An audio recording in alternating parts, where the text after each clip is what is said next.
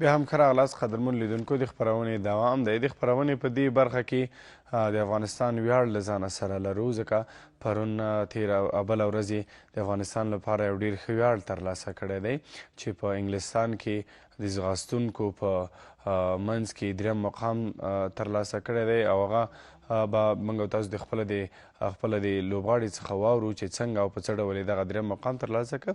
ډېر مو په تمه نه پرېږدم، موږ سره په خپرونه کې ولی محمد نوري افغان ځغاستونکی په خپرونه کې میلمه دی چې له بده مرغه نابینا هم دی، خو بیا د دې سره سره یې پرون بله ورځ په ټول انګلستان کې مسابقې شوي چې په هغه کې دریم مقام ترلاسه کړی دی. نو راځو د هغه سره د دغو لاسته راوړنو باندې غږیږو، او همدارنګه په آینده کې کومې لوبې لري په هغو باندې هم غږیږو. هیله تر پای را سره ملتیا وکړئ. نوري صاحب ستړي مسئ، خپرونې ته په خیر راغلی. مننه، تاسو ستړي مشئ، خیر اوسئ. نوري صاحب لومړی خو تاسو ته ډېر زیات مبارکي وایم، ځکه پرون بله ورځ تاسو دریم مقام خپل کړی دی. الله دې وکړي چې تاسو په آینده کې هم د هیواد لپاره ډېرې زیات لاسته راوړنې ولرئ. نوري صاحب که د مسابقو په اړه مو ووایئ، دغه تېره ورځ مسابقو په اړه لږ معلومات ورکړئ لیدونکو ته. بسم الله الرحمن الرحیم. د ستر واکمن خدای جل جلاله په نامه سلام تاسو ته، همدارنګه یو ځانګړی سلام د شمشاد ټلویزیون لیدونکو او اورېدونکو ته. زه بیا هم ولی محمد نوري د افغانستان د ځغاستې نابینا لوبغاړی میشت په لندن کې. لومړی خو به ووایم چې زما د دې سترې بریا مبارکي د افغانستان غیرتي دردېدلي ولس ته وایم. یو ځل بیا زه وتوانېدلم چې په سلګونو لوبغاړو په قطار کې ځان ته دریم مقام خپل کړم. دا د ټول افغانانو ټول افغانستان ته مبارک وي، د ویاړ ځای ده. البته افغانستان کې د افغانان دا هم فراموش نه کړي چې د دغه مقام په ګټلو سره همدغه سازمان یوې بلې سیالۍ ته کوالیفاید کړم، یعنې غوره یې کړم، چې هغه سیالي په نامه د تنکي چمپین یادېږي، چې په 21 تاریخ د نومبر باندې به هم په انګلند کې ترسره کېږي، چې هغه هم ډېرې مهمې لوبې دي د افغانستان لپاره. امید ده چې په هغې کې د افغانستان لپاره یوه ښه لاسته راوړنه ولرم. نوري صاحب تاسو یادونه وکړه چې تاسو په دغه سیالۍ کې یوازینی نابینا وئ، نور ټول بینا ول. څومره خلکو په دغه لوبو کې ګډون کړی و؟ دغې سیالۍ کې 1000 لوبغاړو ګډون لرو. نو یوازینی نابینا لوبغاړی زه وم چې په دې کې ما رقابت وکړ. دا د افتخار ځای ده، د ویاړ ځای ده چې یو نابینا دی له جوړ سره سیالي وکړي. له نیکه مرغه چې په افغانانو کې دغه استعداد شته ده. او بله خبر دا ده چې دغه د سترګو دید د منډې ممانعت نشي کولی، ځکه دا نورې ازادې لوبې نه دي، دا څوک وهنه نه ده. البته هماغه دلیل ده چې زما د استعداد پر اساس، زما د ریکارډو پر اساس باندې، نو زه کولی شم چې د ځانګړو روزونکو سره په یوې سیالۍ کې چې هغه د بینایانو سیالي وي هلته ګډون وکړم. ښه، ډېر ښه.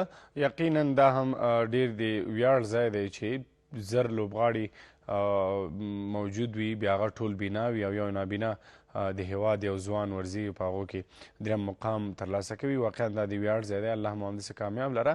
که څه هم تاسو د راتلونکو سیالیو په اړه معلومات ورکړل لیدونکو ته، که راته ووایئ چې دغه سیالۍ به په کومه برخه کې وي او کله به ترسره سي او چیرته به ترسره سي؟ لکه څرنګه چې ما په خپلو خبرو کې وویلې چې دغه لوبې په نامه د ټنکې چمپین یادېږي، یعنې 10 کیلومتره لوبې دي. دا سیالۍ چې ما ترسره کړله دا 21 کیلومتره منډه وله. او دغه راتلونکې سیالۍ چې زما په انګلند کې به لندن کې به ترسره کېږي په 21 تاریخ د نومبر، یعنې 40 ورځې بعد، هغه سیالي به 10 کیلومتره منډه به وي. نو نور جزئیاتو باندې به زه په وخت سره بیا وغږېږم، ځکه نور جزئیات ما سره شریکه نه کړل. اما سازمان ما ته دا خوشخبري راکړله، مبارکي چې مبارک شه، فلانکې سیالۍ ته ته غوره شولې، ته ضرورت نشته چې تا دلته د بیا امتحان شي، ځکه هره سیالي موږ یو امتحاني دوره لرو مخکې له دې چې پکې ګډون کوو، ځکه هلته بعضې سیالۍ داسې شرط و شرایطونه لري، په هماغه اساس ستونزمنه وي چې سیالۍ ته سړی د غوره شي. ښه نوري صاحب په دغه سیالیو کې تاسو ته کوم امتیاز درکړل شو که نه ځکه دا خو تقریبا زر لوبغاړي ول په هغو کې بیا درېیم مقام نیول زما په نظر حتما به کوم امتیاز لري او که نه؟ بله هو مشال صاحب هرې سیالۍ نه وروسته ماته مالي امتیاز راکړل کېږي، خو هغه امتیاز زما نه دی، هغه امتیاز بلکې ما وقف کړي دي د افغانستان بېوزلو کورنیو سره. هغه ځل چې ما امتیاز اخیستی خپل شخصي امتیاز، دغه امتیاز ما د افغانستان بېوزلو کورنیو ته راستولی ده، بې سرپرستو کورنیو ته. نو دا ځل هم ما یو څه امتیاز ماته راکړلی ده. نو زه غواړم چې دا په نږدې وخت کې افغانستان کې بالخصوص په مشرقي کې د مرکز په ګډون د کابل غواړم چې یتیمانو سره دغه مالی او بعضې خوراکي توکي شریکه کړم او ورکړم. نو دا د افغانستان لپاره ما ځانګړې کړي دي. ښه راځو په دې پاړه چې تاسو خو یادونه وکړله چې دغه 10 کې مسابقې را روانې دي، تاسو مخکې یادونه وکړه چې د لامبو وهلو کومه برخه هم لري، تاسو د هغه په اړه موږ ته معلومات راکړئ. بله هو زه خو نه تنها د ځغاستې لوبې کوم، البته کم وخت کېږي، یو 4-5 میاشتې به کېږي چې ما لامبو وهنې ته هم مخه کړې ده. لنیکم دغه په لامبو وهنې کې هم زما استعداد شته ده. زما مربیانو روزونکو زه دې ته وهڅولم چې ته کولی سې ډېرې ښې سیالۍ د لامبو وهنې په برخه کې وکړې. نو په همدغه راتلونکو څو میاشتو کې به زما د لامبو وهنو سیالي هم ترسره سي. دغه نومبر او دسمبر او جنوري په دغه څو میاشتو کې 3 میاشتې کې معمولا د لامبو وهنو سیالۍ کېږي. نو زه هفته کې 2 ورځې ما ځانګړې کړي دي د لامبو وهنې لپاره. تمرینات کوم د ځانګړو روزونکو سره. نو امید شته ده چې د افغانستان لپاره بیا په لامبو وهنې کې هم زه ویاړونه ګټم. واده کوم افغانانو سره چې تنها زما به ځغاسته نه وي، البته په د نابینایانو په قطار کې به زه د لامبو وهنې په برخه کې هم نړۍ ته وښیم چې افغانانو کې دا وړتیا، دا استعداد شته. افغانستان که چون جنګ ځپلی هېواد ده، که پکې فلسطیزو جنګونه دي، اما وړتیا لري دا چې پکې امن وي، امنیت وي، اقتصادي برخه کې مشکلات نه وي. زه باوري یم چې هر افغان کې دا استعداد شته ده. ما ته دلې همیش دغه سیالۍ کې چې زه کله ګډون کوم، دغه اکثریت سپین پوستي ما ته وایي معمولا په نړۍ کې دغه توریان، دغه براون پوستي، لکه د تاسو غوندې دوی د سره پوستي، دغه موږ تاسو قوارو ته هم توریان وایي. البته دغه د منګه جمع د افریقایي هېوادونو توریان، د دو دغه هارت بیټینګ چې ده، د زړه د ضربان د قلب، دوی مقاومت ډېر لري. هماغه دلیل چې معمولا همیشه په سیالۍ کې دغه توریان د منډې سیالۍ کې، البته توریان دي او جمع دغه د میډل ایست، دغه د منګه تاسو غوندې قواري کسان، دوی ډېرې ښې سیالۍ کوي. دا ټول د افغانانو د دعا برکت ده. البته دا مې ځکه ویلي چې افغانانو کې د استعداد شته ده، اما هڅه، کوښښ، زحمت غواړي هڅه. خدای وکړي چې الله تعالی دې یعنې تاسو ته په دغه را روانو سیالیو کې هم بریا در نصیب کړي. الله دې وکړي چې تاسو بیا یو ځل د هېواد بیرغ په نړۍ کې ورپوئ، یو ځل بیا هم تاسو د هېواد لپاره ویاړ راوړئ.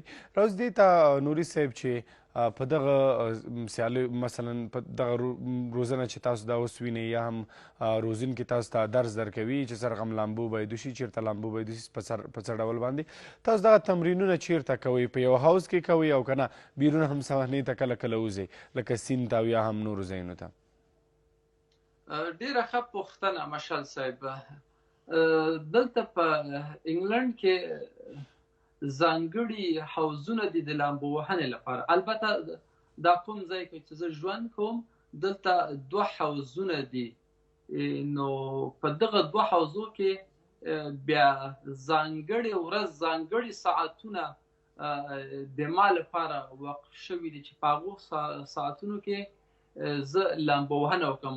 البته یو خو پبلیک سویمینګ ټایم یې هغه چې عمومي ټول کسانو دي، په هغه ساعتونو کې زه نه ځم. بیا داسې وخت کې ځم چې هغه وخت زما لاین جدا وي، ځانګړی ساعت راته وقف کړی، په هماغه وخت کې زما مربیان روزونکي راسره وي، ځکه چې زما لاین کې څوک نه وي. ځکه دغه هر لاین د اوبو چې ده 15 متره اوږدوالی وي، تقریبا داسې یو نیم متر 2 متره شاوخوا بر وي. نو په دغه خپل لاین کې زه لامبووهنه کوم. روزونکی مې راته ولاړ وي، نو هغه سره یو اوږده داسې اوږد لرګی وي، لکه ټپ هغې ته وایي. نو کله چې زه هم لامبووهنه کوم، یو ځانګړی شپېلق وي هغه سره، چې هغه شپېلق له طریقه ځکه چپ راځم که سلو ځم که تیز ځم، هغلته شپېلق له طریقه موږ ته اشارې راکړل کېږي، ځکه د اوبو لاندې موږ غږ اورو. معمولا دغه مسلکي لامبووهنه هم چې دا زه به په لامبوونه کې لږ اشاره افغانانو ته ورکړم چې نابینا څنګه لامبووهنه کوي. دا ډېره ستونزمنه ده، ځکه هلته ته ډایرکشن ورکه یې، ځکه چې ته په کوم مسیر روان یې، چپ ځې راښکته ځې، ځکه چې سترګې دې پټې ته معمولا په دیوال لګېږي، په لاین لګېږي. نو دلته مهمه دا ده چې باید تاسو سره روزونکی وي او مسلکي لامبووهنه وکړي او ځان عادت کړي. الحمدلله ما ځان عادت کړی ده چې زه خپل سټریټ لاین ونیسم او ډېر سپیډ وهم او په تخنیک لامبووهنه وکړم. سر په اوبو کې وي، شاته ځانګړې پښهوهنه وي، پوه شې، نفس له بغل خوا واخلې ته، بېرته نفس سر د ښکته کې اوبو ته، پوه شې. نو الحمدلله زما روزونکي ډېر خوښ دي زما لامبووهنې نه. هغوی همدا وایي چې ته ډېر ژر به وتوانېږې چې د پارالمپیک سویمینګ لوبو ته ته لاره پیدا کړې. ځکه په انګلند کې تر اوسه یو لامبوزن ده چې ما نه تقریبا ټایمینګ یې ټایم کې ما نه مخکې ده، په بسه انګلند کې یو نابینا لامبوزن ده. نو الحمدلله چې زه کوشش وکړم انشاءالله د هغه ریکارډ به هم مات کړم، خو دا په راتلونکي سالیو کې معلومات کېږي چې څه به وسي څه به ونسي. نوري صاحب د ذات په اړه راته ووایئ چې دغه تاسو ویلي چې روزونکي تاسو نه ډېر خوشحاله دي، ځکه وایي چې تاسو ډېر ښه لاسته راوړنې به ولرئ په راتلونکي آینده کې. دغه 13 متره تاسو یادونه وکړه، یا 15 یا 16 متره دغه هاوس چې ده، دغه فاصله تاسو په څومره وخت کې پای ته رسوئ؟ یعنې په څومره وخت کې کله چې د پیل نه تر پایه پورې څومره وخت نیسي تاسو څخه؟ زه معمولا د ما د مسابقې د نابینانو یا 2 دورې وي یا 4 دورې، معمولا خو اکثریت 2 دورې رفت آمد 15 جمع 15 50 متره لامبوونه زما 3.50 سکندو کې 3.50 سکندو کې زه دغه مسافه ته کومه د لامبوونه 50 متره په 3.50 سکندو کې. البته کوم کس چې ریکارډر د ریکارډ لري په یو کې دغه چې دا 40 سکندو کې هغه ریکارډ لري په یو کې چې هغه 2 دورې 2 لینته، یعنی په 40 سکندو کې د کې زه نو په 3.50 سکندو کې دغه 2 دورې طی کوی سم. نو امید شته چې زه دغه خپل ټایم را مخکې کما.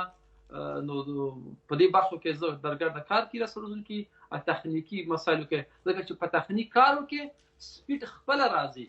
کبي تخنیک به مسلکه ته لامبوونه وکي الته ستا په سپیډ باندې تاثیر اچي، بیا ته سپیډ نشه وهره. من کله چې موسم دلته خوي ان زو کله بحرونو ته زو، دلته انګلند خو جزیره د شفاف بحر ده، من بیچو ته زو بحرونو ته، الته بحرو کې لامبوونه کو ترڅو په خپل فزیک باندې کار وکړو. چې فزیک دې هم قوي نه وي نو ته نشي کولی چې ښه لامبوونه وکړې. دا چې زه ښه لامبوونه کوم یوازینی دلیل دا هم ده چې زه ځغستونکی یم. یو ځغستونکی ښه لامبوزن جوړېدی سي، یو ښه لامبوزن یو ښه ځغستونکی جوړېدی سي.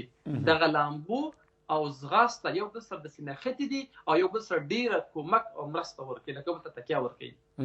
نوري صاحب راځو دې ته، ځکه تاسو حتما روزونکي لرئ، روزونکي خو ځینې مصارفو ته هم ضرورت لري، همدارنګه مالي مرستې ته هم ضرورت لري، ځکه تاسو که هغوی ته د هغو فیس ورنه کړئ نو طبیعي خبره ده چې هغوی به تاسو ته روزنه نه درکوي. نو تاسو سره مالي مرسته څوک کوي؟ تاسو ته د مصارف څوک درکوي تر څو دغه روزونکو تاسو ورکوي هم په ځان باندې مصرف وکړئ؟ زه خو مشال صاحب د انګلستان د معلولینو د ملي ټیم غړی هم یم. یو په دې د افغانان ټول پوه شي چې زه د انګلستان د معلولینو ټیم غړی هم یم، چې هلته په هغو په قطار کې موږ معلولا څه رقم سیالي کوو. هلته خو انویکټس گیم ورته وایي، واریر گیم ورته وایي، دا معمولا په نورو هیوادو کې ترسره کیږي. زما د واریر گیم ولا چې هغه په ټکزاس کې په امریکا کې ولا په ټي20 کې د کورونا له کبله کنسل شولې، په هالند په ډنهاګ کې ولې انویکټس گیم ولې هغه نظامي لوبې دي چې هلته 14 هیوادونو لوبغاړي معلولین هلته ګډون کوي. البته هغه به ټول د نابینانو قطار کې سیالۍ به د منډو وي، اما هلته به ټول سپرینټ وي. لکه هلته زه د 3 برخو کې بیا سیالي کوم، 800 متره کې منډه وهم، 1.5 کیلومتر کې منډه وهم او 15 کیلومتر کې زه منډه وهم. هلته زما موقف په دا 3 برخو کې ده. او پاتې شو د تا د سوال مطابق چې زما مصرف علاوه د هغونه نور ټول مصرف زه خپل کوم، چې زه کوم خوراک مې ده، کوم حساب و کتاب ده، او البته زما د روزونکو معاش مصارف هغه ټول بیا د برېټانیې حکومت ورکوي. د لامبو وهنې په برخه کې هلته د ساعتو مسله ده چې څو ساعته ته لامبو وهنه کوې، هغه نو فقط حکومت نه فنډ اخلي، حکومت نه مصارف معاشونه اخلي. نو هغه ټول په حکومت دي. د ما روزونکي زما د کلکو معاش حساب کتاب ټول په هغو باندې ده. علاوه زما د خپله شخصي کوم مصرف چې اضافه زه په ځان کوم هغه زما د ځان نه ده. راځو دې ته نوري صاحب چې وروستی ارمان مو څه دی؟ څه غواړئ چې کوم ارمان لرئ تاسو، یا هم تاسو څه غواړئ چې هغه پوره شي؟ ارمانونه خو ماشاء صاحب ډېر دي، ډېر د ارمانونه دي انسانانو په دې دنیا باندې خدای شته پوره کړي. خو بس څه به وایي، ارمانونه خو شته دي.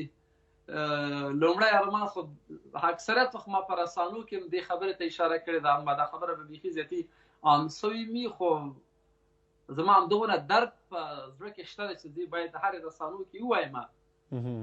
ځکه ما دغه واده چې کړی ده په نابیناتوب کې مې کړی ده، بینا نه وم چې ما واده کوژدنه وکړله.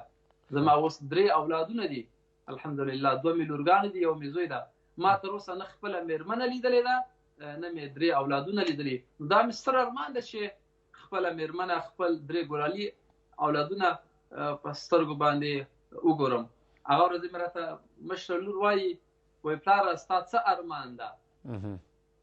یو سوال رانه وکړه. ما دا پوښتنه دې څنګه وکړه زوی؟ ما ستا څه ارمان ده؟ وایي زما خو ارمان دا ده چې ستا سترګې جوړې شي.